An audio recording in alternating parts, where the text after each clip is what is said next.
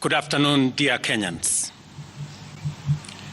Over the past 2 years, our government has rallied the country behind the bottom-up economic transformation agenda, the basis upon which we were elected in the democratic elections of the year 2022.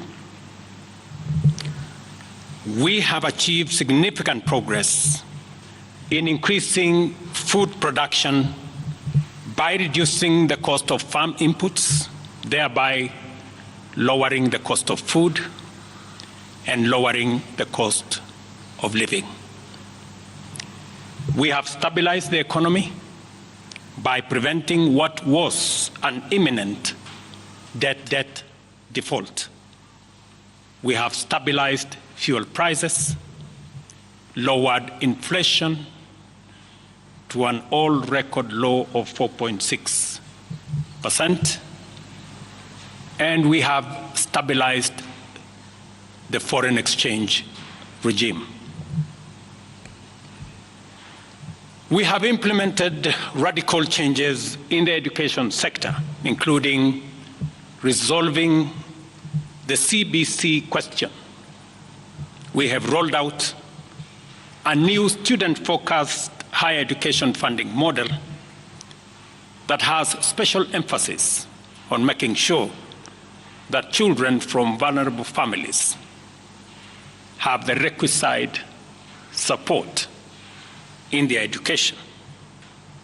We have also improved the student-teacher ratio in both our primary and secondary schools by hiring an additional 56,000 teachers and also hiring an additional 2,000 tutors for our TVET institutions. We have equally resolved bottlenecks in cash transfer program to vulnerable Kenyans, including orphans, people living with disability, and the elderly. We have not only brought on board more beneficiaries, but in keeping with the promise that we made, it is now not the case, as it was in the past, that these vulnerable Kenyans have to wait for months. Now their stipends are paid as salaries of public servants are being paid. We did roll out the Hustler Fund that today benefits 2 million Kenyans.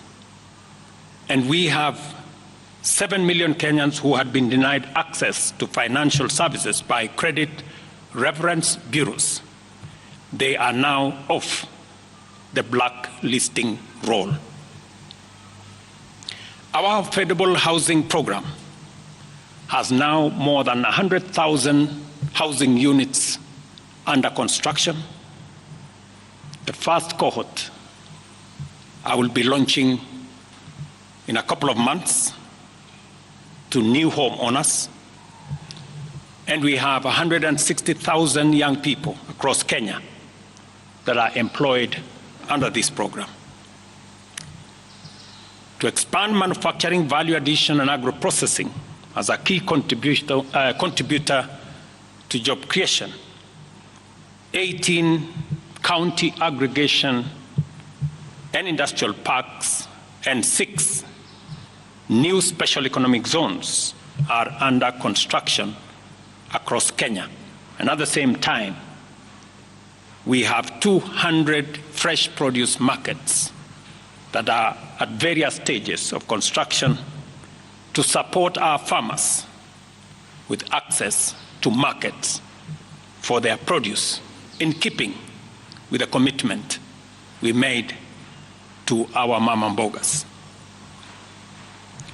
To accelerate manufacturing, last year we imposed levies on importation of clinker that can be manufactured in Kenya. We made a saving of Kenya shillings 20 billion in foreign exchange as imports of clinker dropped to almost zero. We also imposed levies on imported steel billets. And today, we have 11 steel factories that 6 years ago were closed. They have started operation, hiring 16,000 Kenyans, and last year alone, we saved 120 billion shillings in foreign exchange as a result of this intervention. Our digital transformation agenda is also on course with 17,000 government services online, while we have 274 digital hubs across Kenya with 152,000 students and digital workers in our TVETs and also in digital hubs in different parts, up and running and giving young people an income. Our universal health coverage plan has already onboarded 107 community health promoters, and the process of registration for our social health insurance fund is ongoing,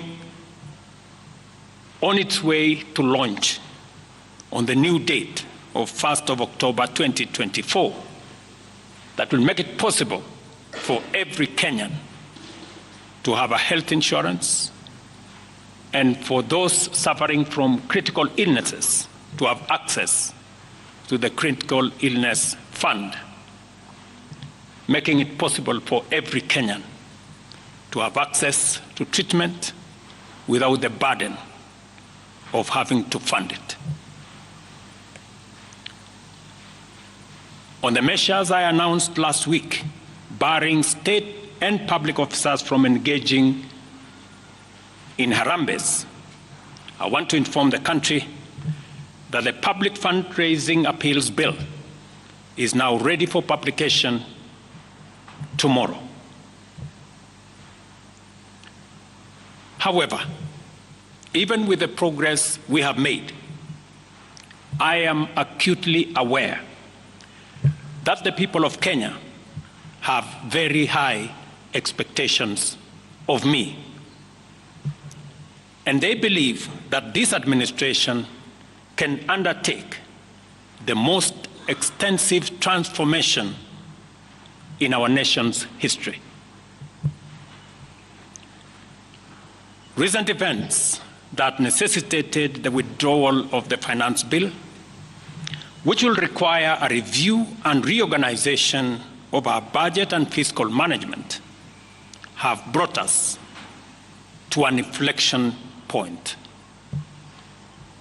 Upon reflection, listening keenly to what the people of Kenya have said, and after a holistic appraisal of the performance of my cabinet and its achievements and challenges, I have today, in line with the powers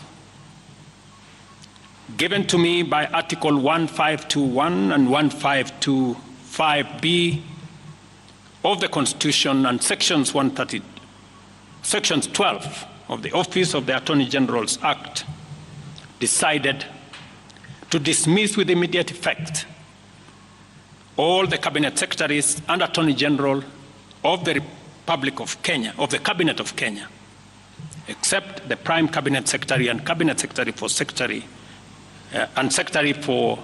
Cabinet Secretary for Foreign Affairs and Diaspora Affairs. And of course, the Office of the Deputy President is not affected in any way. I will immediately engage in extensive consultations across different sectors and political formations and other Kenyans,